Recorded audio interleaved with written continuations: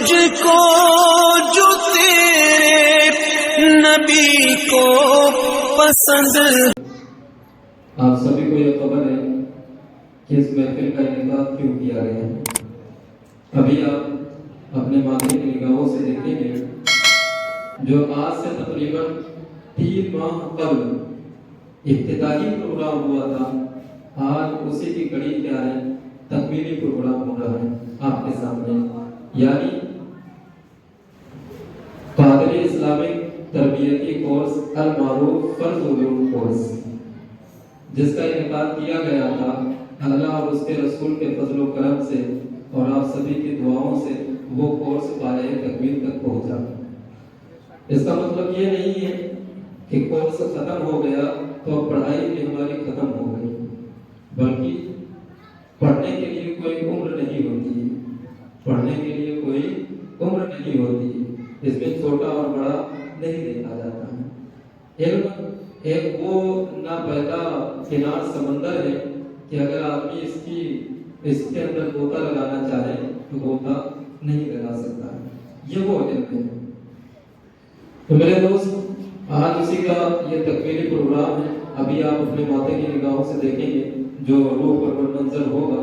بس یہی دعا کرتے ہیں کہ اللہ رب العزت اس کورس میں زیادہ سے زیادہ ہم سب کو حصہ لینے کی توفیق عطا فرمائے.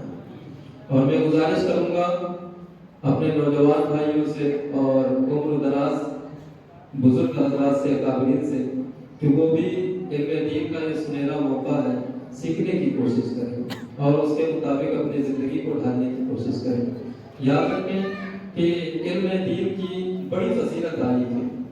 ویسے تو حضرت آدم علیہ السلام کو تقریباً 60 لاکھ زبانوں کا علم اللہ رب العزت نے عطا فرمایا تھا، اور ان 60 لاکھ زبانوں میں بہت سارا علم تھا، بہت ساری زبانیں تھیں اس میں، اور انہی میں سے جو علم تھا ایک تھا علم دین تھا. علم دین تھا. دنیا کے سارے علوم پڑھیں، لیکن دنیا کے سارے علوم کے اوپر جس کو فضیلت حاصل ہے وہ علم دین کو فضیلت حاصل ہے. یہی وہ علم دین ہے جس کی بنیاد پر انسان سیدھا راستہ چل سکتا ہے، اور اس کے اوپر کتنے حقوق ہیں ان سب چیزوں کے تعلق سے یہی علم دین جو ہے یہ بتاتا ہے. تو ہر انسان کو چاہیے کہ اس کو پڑھے. اللہ رب العزت قرآن کریم میں ارشاد فرماتا ہے وَقُلْ رَبِّ زِدْنِي عِلْمًا. یعنی آپ اے محبوب آپ فرمائیے ربی زدنی علما، یعنی اے رب ہمیں زیادہ علم عطا فرما، اے رب ہمیں زیادہ علم عطا فرما. قرآن کریم کی یہ چھوٹی سی آیت کریمہ ہے 16ویں پارے کی. اللہ رب العزت نے اس میں اللہ کے نبی کو یہ تعلیم دی ہے کہ اے میرے حبیب آپ علم کی زیادتی کی دعا فرمائیں، علم کی زیادتی کی دعا فرمائیں. حضرت علامہ ابن حجر اسقلانی اس آیت کریمہ کی تفسیر میں ارشاد فرماتے ہیں کہ اللہ رب العزت نے ویسے تو بہت ساری چیزوں کا علم عطا فرمایا، بہت ساری چیزوں کا حکم عطا فرمایا، لیکن زیادت کا حکم کہیں پر نازل نہیں فرمایا کہ ہمیں زیادتی عطا فرما. لیکن علم اللہ رب العزت کی بارگاہ میں اتنا بلند ہے اور اتنا اونچا مقام ہے اس کا کہ اللہ رب العزت خود ہی کیا ہے ارشاد فرما رہا ہے کہ اے میرے محبوب علم کی زیادتی کی دعا فرمائیں، علم کی زیادتی کی دعا فرمائیں. تو اس سے اندازہ لگا سکتے ہیں کہ علم کی اہمیت کتنی ہے. بلکہ علامہ شیخ سعدی علیہ رحمۃ الرضوان نے اپنی کریمہ سعدی کے اندر کچھ اشعار بیان فرمائے ہیں، اور جس کو علم ہی کی فضیلت کے تعلق سے عنوان بھی باندھا ہے. آپ فرماتے ہیں کہ بنی آدم از علم یابت کمال، بنی آدم از علم یابت کمال، نہ از حشمت و جاہ و مال و منال. یعنی اولاد آدم کو جو عزت حاصل ہوتی ہے، جو رفعت حاصل ہوتی ہے، جو عظمت حاصل ہوتی ہے، وہ علم دین کی بنیاد پر حاصل ہوتی ہے، وہ علم دین کی بنیاد پر حاصل ہوتی ہے. نہ چاہ، نہ دولت، نہ اور کسی ثروت کی بنیاد پر حاصل ہوتی ہے. اگر کوئی علم کی دولت حاصل ہوتی ہے تو وہ علم دین کی بنیاد پر حاصل ہوتی ہے. اور پھر اس کے بعد آگے ارشاد فرماتے ہیں کہ پے علم چو شم از باید گداخ، پے علم چو شم از باید گداخ، کہ بے علم نہ نما خدا کا شم. یعنی بغیر علم کے اگر آدمی خدا کی معرفت حاصل کرنا چاہتا ہے تو ہرگز نہیں حاصل کر سکتا ہے جب تک کہ علم دین کی دولت اس کے پاس نہیں ہوگی.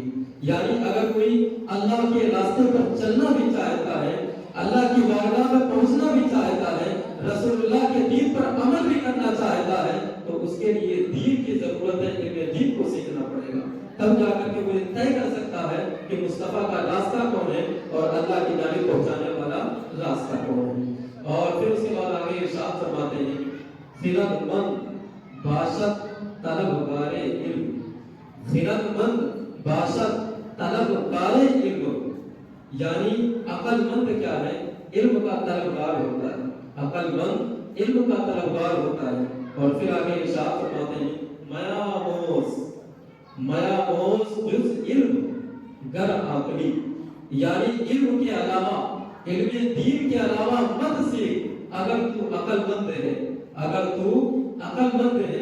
اور آگے فرماتے ہیں کیونکہ بغیر علم کے رہنا یہی کیا ہے؟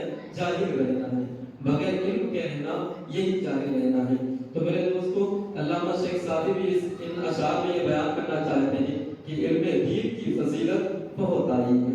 اور کتنی علم دین کی فضیلت آئی ہے. اللہ رب العزت نے قرآن کریم میں جا بجا علم سیکھنے والوں اور علماء کرام کی فضیلت کو بیان فرمایا تو اس انداز سے بیان فرمایا.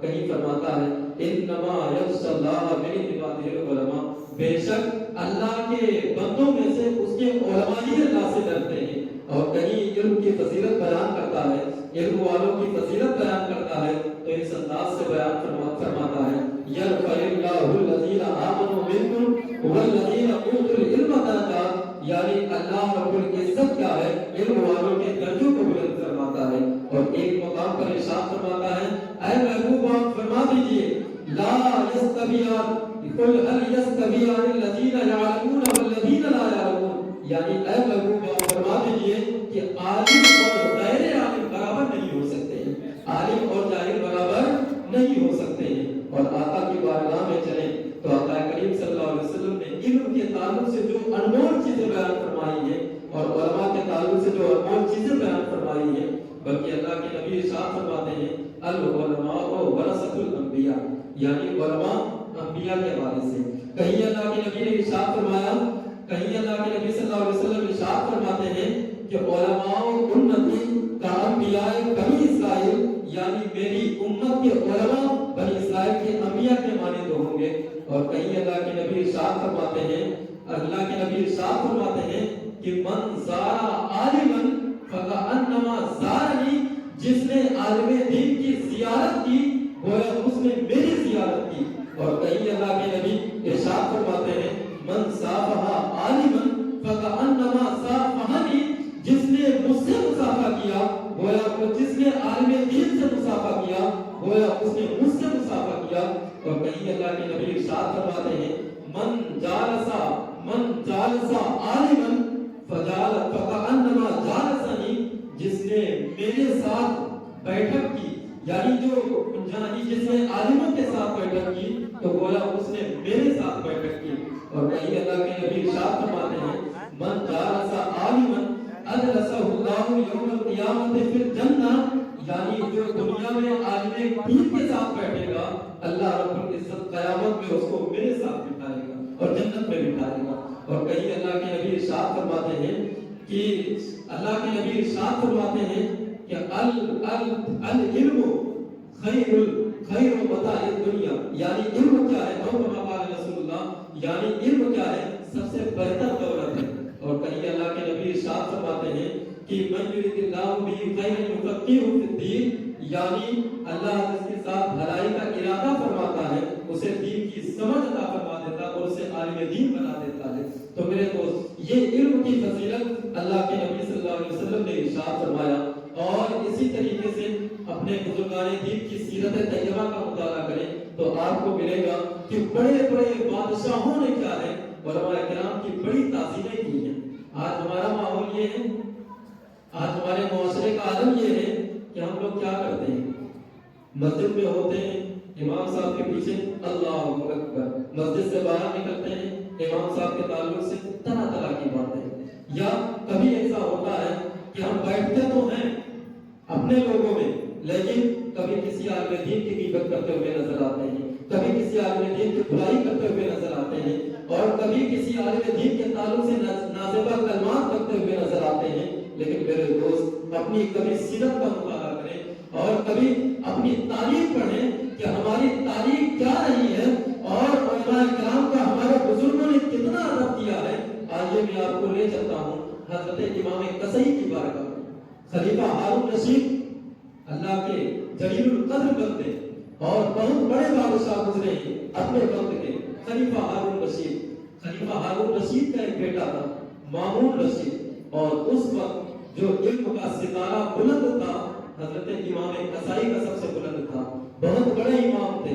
لیکن میرے دوستو جب آپ اس کی تاریخ پڑھیں گے تو آپ کو ملے گا کہ حضرت خلیفہ ہارون رشید نے حضرت امام قصی کی بارگاہ میں عرض کیا کہ امام صاحب آپ بہت بڑے امام ہیں، آپ بہت بڑے محدث بھی ہیں، آپ بہت بڑے عالم دین بھی ہیں، لیکن اے امام صاحب بس میری فریاد آپ سے یہ ہے کہ میرا بیٹا مامون ہے جو علم دین کی تعلیم سے واقف نہیں ہے، آپ اسے علم دین کی تعلیم دے دیں، آپ اسے علم دین کی تعلیم دے دیں۔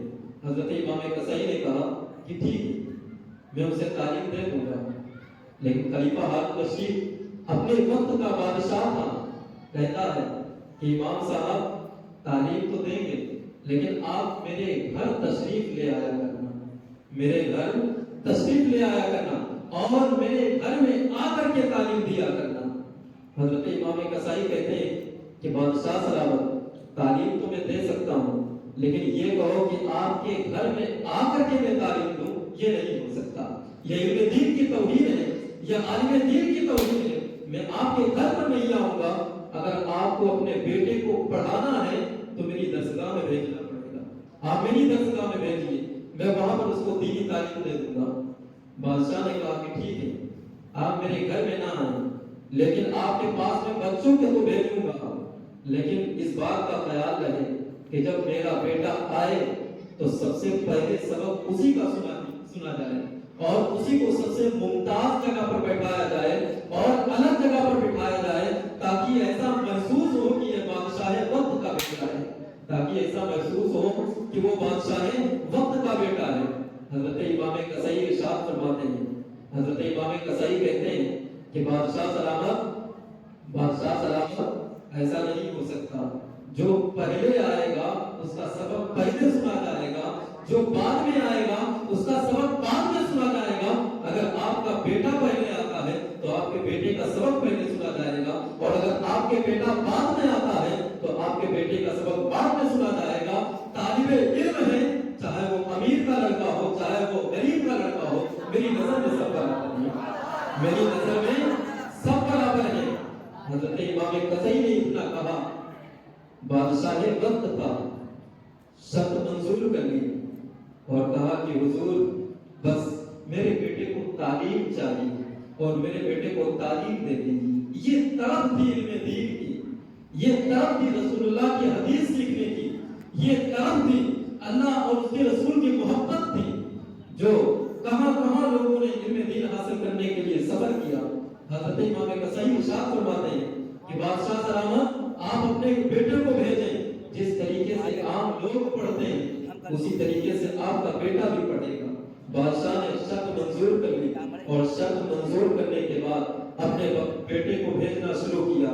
تعلیمی سلسلہ شروع ہوتا ہے، تعلیمی سلسلہ آگے بڑھتا رہتا ہے، آگے بڑھتا رہتا ہے، اور کچھ دن جب گزر جاتے ہیں تو بادشاہ کا گزر اس کے پاس سے ہوتا ہے، حضرت امام قصی کے پاس سے ہوتا ہے، اور حضرت امام قصی کے پاس سے جب ہوتا ہے تو بادشاہ سلامت نے کیا دیکھا کہ حضرت امام قصی جو ہے وضو فرما رہے ہیں۔ حضرت امام قصی وضو کر رہے ہیں اور وضو اس حال میں کر رہے ہیں کہ خلیفہ ہارون رشید کا بیٹا یعنی بادشاہ وقت کا بیٹا سامنے کھڑا ہوا ہے، اور حضرت امام قصی اپنے پیر کو دھو رہے ہیں اور بیٹا کیا ہے ان کے پائے مبارک کے اوپر کیا ہے لوٹے سے پانی ڈال رہا ہے، لوٹے سے پانی ڈال رہا ہے۔ خلیفہ ہارون رشید نے جب دیکھا کہ امام صاحب وضو کر رہے ہیں اور میرا بیٹا یعنی بادشاہ وقت کا بیٹا ان کے پیر کے اوپر پانی ڈالتا ہوا نظر آ رہا ہے، تو بادشاہ سلامت کو غصہ آتا ہے، گھوڑے سے اترتے ہیں اور اترنے کے بعد ہاتھوں میں کوڑا لیتے ہیں اور پھر اس کے بعد امام صاحب کی بارگاہ میں چل دیتے ہیں۔ لوگوں نے یہ سمجھا کہ بادشاہ کی لڑکی سے خدمت کرا رہے ہیں، اس وجہ سے جا رہے ہیں، لیکن اللہ رب العزت کے جو بندے ہوتے ہیں، نیک بندے ہوتے ہیں، وہ برکہ کی قدر سمجھتے ہیں۔ خلیفہ ہارون رشید جب امام صاحب کی بارگاہ میں پہنچتا ہے اور جب دیکھتا ہے کہ امام صاحب وضو کر رہے ہیں اور بیٹا پانی ڈال رہا ہے، تو کوڑا کسی اور مارنے کے بجائے کسی اور کو اپنے بیٹے کو کوڑا لگاتا ہے اور کہتا ہے کم وقت اور بے ادب، یہی تجھے ادب سکھایا گیا ہے، بلکہ ادب تو یہ ہے جب میں نے تجھے دین سیکھنے کے لیے بھیجا تھا تو دین کا ادب یہ ہے اللہ نے تجھے دو ہاتھ دیے ہیں، ایک ہاتھ سے پانی ڈالتا جا اور ایک ہاتھ سے اپنے استاد کے پیر دھلاتا جا، ایک ہاتھ سے اپنے استاد کے پیر دھلاتا جا، یہ ہوتا ہے علماء کا مقام۔ تو آپ اس سے اندازہ کریں کہ امام صاحب نے امام قصی علیہ رحمۃ و رضوان کا کتنا ادب کرتا تھا، اور یہ کون تھا؟ یہ کوئی معمولی آدمی نہیں تھا، یہ اپنے وقت کا بادشاہ۔ لیکن آج